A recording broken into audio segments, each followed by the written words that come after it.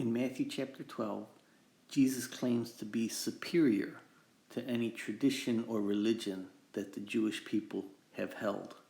Back in the Old Testament, Moses had told them to keep the Sabbath holy. The Sabbath is simply the seventh day, or Saturday, and it is the day of rest.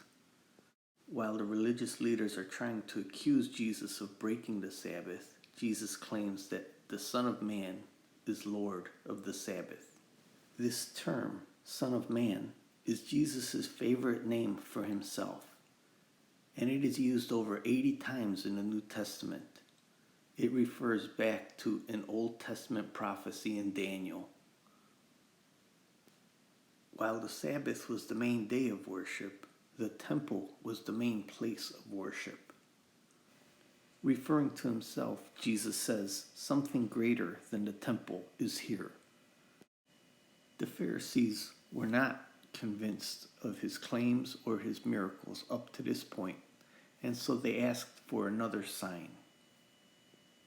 Instead of performing another miracle at that time, Jesus offers to them what he calls the sign of Jonah. This sign of Jonah is a reference to his resurrection from the dead. Jonah was an Old Testament prophet who was thrown from a boat into the sea and was swallowed up by a great fish. 3 days later, Jonah was spit out by that fish alive.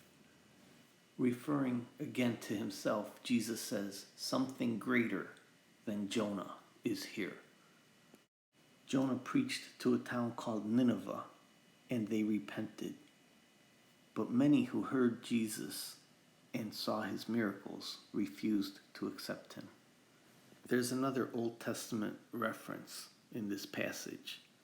King Solomon was visited by the Queen of Sheba, who heard of his wisdom.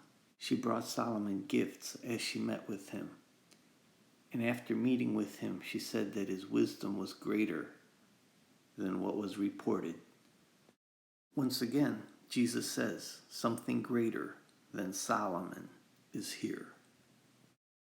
Jesus said the Queen of the South will rise in judgment against this generation, for they did not accept him. Jesus is greater than the temple, greater than Jonah, and greater than Solomon.